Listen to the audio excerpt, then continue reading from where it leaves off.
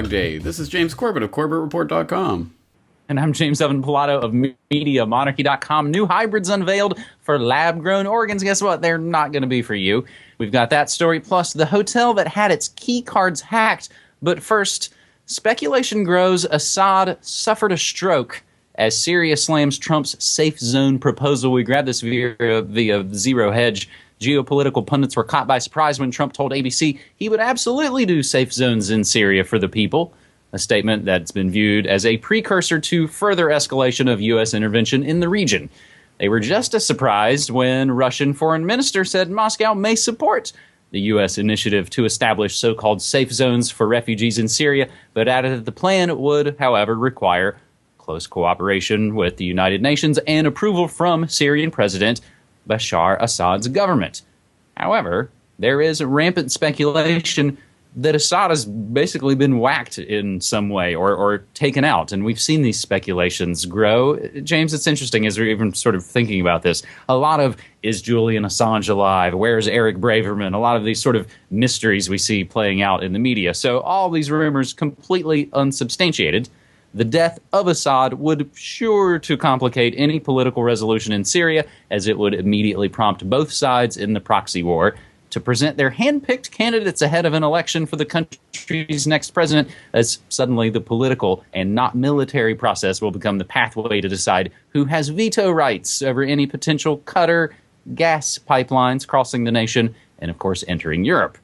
If so, expect Rexon Tillerson to be very busy over the coming months as Syria once again becomes a primary object of U.S. diplomacy in the Middle East. Now, James, we sort of begin this New World Next Week episode 296 with kind of a geopolitical double shot.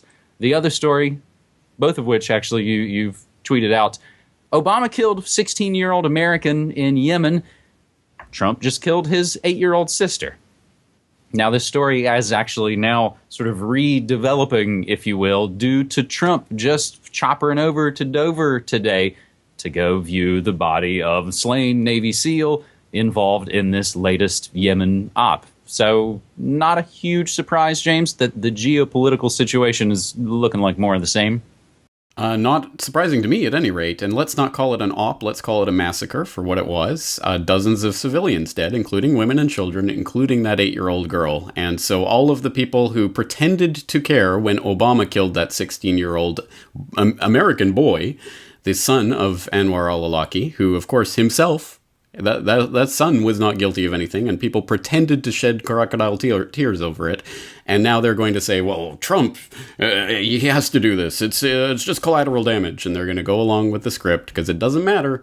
They don't actually care about human lives. They just care about their political football. So for those of us who do care about human lives, no, this isn't surprising. And it is equally reprehensible whether it happens because someone with an R after their name or someone with a D after their name is president of the United States. On the Assad front, it is interesting, and just to clarify, let's make sure that we put this in there. The latest update, Sputnik had a post yesterday, who's trying to kill Syrian President Bashar Assad, that confirms that Assad did appear at a meeting of industrial leaders in Damascus on Tuesday, so he is alive, and he's not suffering from a stroke. But when those types of rumors start getting swirled around, very likely some sort of op and or psyop and or black op in the offing or already underway. And it does beg the question, I mean, that would be the easiest way out of this whole debacle for the US, right? I mean, wouldn't it be easier if Assad just suddenly dropped dead of natural causes? Hey, well, there you go, problem solved, Assad's out of the way. So it does make you wonder. I mean, obviously, one would assume that assassination would be high on the list of things for secret ops in Syria to be doing, or to be trying anyway. So that's a whole other story that's probably playing out under the surface. But yes, anyway, safe zones in Syria all sounds great and wonderful, tea and crumpets and giving people tents and, hey, come put your feet up. But what it actually means, of course, especially when Assad doesn't agree to it, is we're going to invade your country, carve out this space, call it a safe zone, and we're going to use that as a base to overthrow you. So mission as usual, business as usual when it comes to foreign policy so far. So, James, since you're not really pulling any punches there, I'll not pull my punches and go ahead and actually say the joke I was going to say when Trump choppered over to Dover today. I was actually going to joke that he was just checking out and checking on the latest drug shipments coming in from overseas, because, of course, we know that that's how that rolls. It's going to be a little bit more technological on the rest of this New World Next Week episode as we jet on over to Austria. You may have seen the story, Austrian hotels' key cards repeatedly hacked. They were forced to pay a Bitcoin ransom. Now, as is the case in a lot of ways, you dig in, not quite as sensational as guests locked in their rooms as a lot of the headlines from a lot of the news agencies that are pointing all kinds of fingers about fake news. We actually dug in and looked in. It's not quite as sensational as people locked in their rooms. However, an Austrian hotel manager who went public with the fact that he'd been blackmailed 4 times into paying Bitcoin ransom to cybercriminals has been praised now for speaking out. The story of how hackers took control of the hotel's room locks ended up, of course, being reported all over the world. With relatively small amounts of money involved for most businesses that fall victim to the criminals, it's believed that thousands of firms are falling prey to these cyber criminals, but that they prefer to stay silent rather than suffer public embarrassment. But after the manager of the Romantique Sea Hotel Jägerwort, a luxurious 4-star hotel with a beautiful lakeside setting in Austria, was hit a 4th time by blackmailers, he decided to go public with what happened to warn others about the dangers. His hotel, like many others, has a modern IT system which includes key cards for hotel doors. And in the latest incident, cyber criminals had again hacked into his system and managed to take down the entire key system. The guests could no longer get into their hotel rooms, and new key cards couldn't be programmed. They did actually follow up and say, "We are planning at the next room refurbishment for old-fashioned door locks and real keys, just like 111 years ago at the time of our great-grandfathers." Not quite as far back as that, James. You can search, and we'll include this in the show notes. Of course, everything we say will be included down in the show notes. 4 years ago, over 4 years ago now, November 2012, Forbes and others reported on the hacker who cracked 4 million hotel rooms. All of this information is essentially out there. It's basically just playing out in real time now, James. It certainly is, isn't it? And I guess there are two solutions, 2 ways you could go to this type of problem, the problem of these hackers hacking into the key system and locking all the doors in the hotel. I guess one would be to go back to physical keys, on a doorknob or whatever, so you don't steal the key, but there you go, an actual physical key to actually get you into the room, which, hey, it's pretty low tech, and it works, and it's not hackable, and it doesn't cost much, and it doesn't, who's upset because they have a key? What's the big deal? Or you could go even higher upgrade, and you could go biometric entry into your hotel room. They'll take your fingerprints when you check in so that only you and your fingerprints can get into the system and blah, blah, blah. I wonder which one's going to be pushed more heavily going forward. Anyway, but the other aspect of this story is, I wonder what they're going to try to demonize with a story like this. So these hackers hack into the system, lock the doors, and demand payment in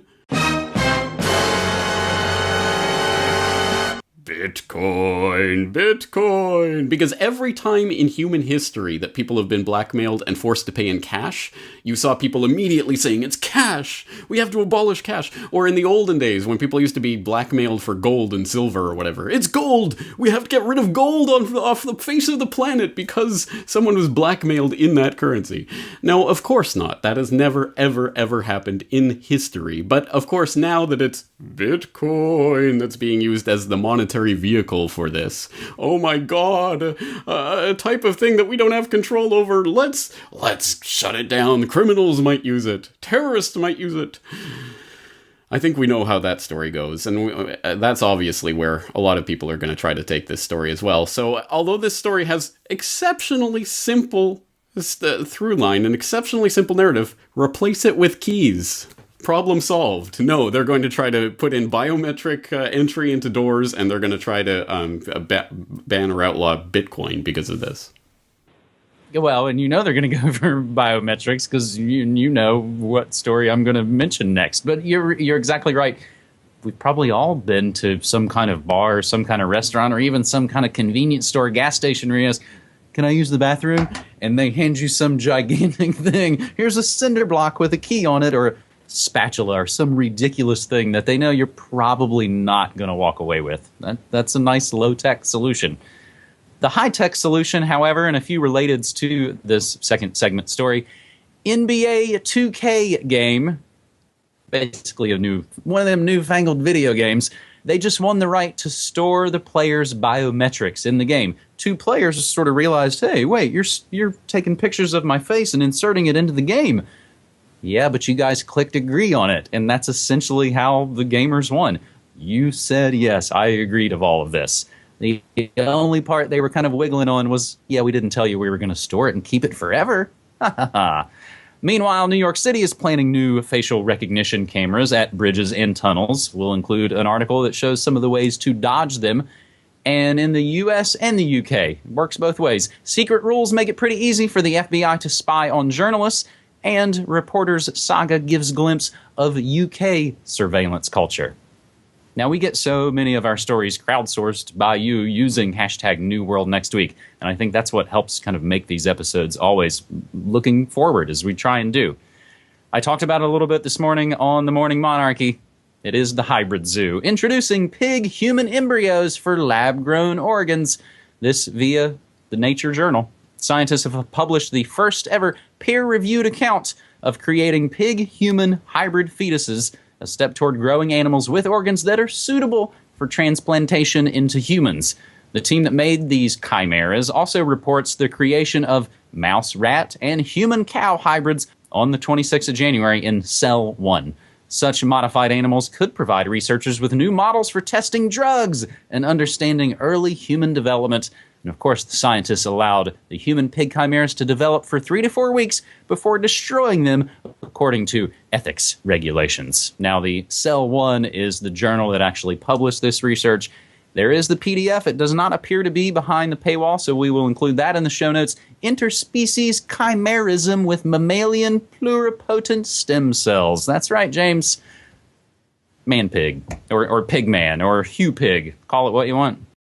Yeah, I guess that's the big debate that'll happen now. What should we call this monstrosity that we've created? Well, here we go, 2017. Are you all buckled in? Because this is where it's going. And I don't know, this is one of those stories, I don't know what the break is on this. Where is the break on this this particular vehicle? Because it's heading towards the brick wall at 100 miles an hour.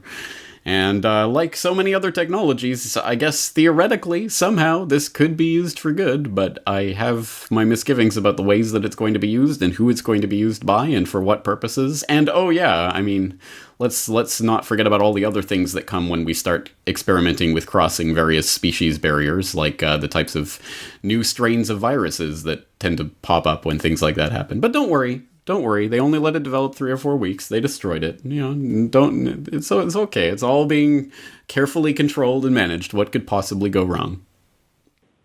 Yeah, don't worry about all that anthrax in the military labs. All those things they're working on, the Spanish flu they've resurrected, just no biggie. I think another interesting related just to include as we start to wrap up this episode, asking the experts, of course. When they took away your incandescent light bulbs, they forgot to tell us that the alternatives would ruin our eyes. Unfortunately, it's not all bad, or rather, fortunately, it's not all bad. We got the latest episode of Good News Next Week, which is my sort of spin-off from New World Next Week. Folks might remember back in 2015, you and I, James, both did, we included a good news story in each and every episode of New World Next Week through 2015. So then in 2016, I made it my own kind of spin-off episode, and the latest episode is up, and I call it And the Hits Just Keep On Coming, talking about new vinyl factories opening up. While that might seem like fluffy news, there's also very important news in there about the cannabis revolution and a little bit of pushback from we the people, I suppose. So, James, that is all I got for you there on New World Next Week this week. You know, I think we need to bring back some sort of good news to New World Next Week, because it gets pretty bleak. But, hey, that's the world in 2017, right? And here we are covering it. So, thank you again for 3 stories. Looking forward to next week. All right, buddy. Take care.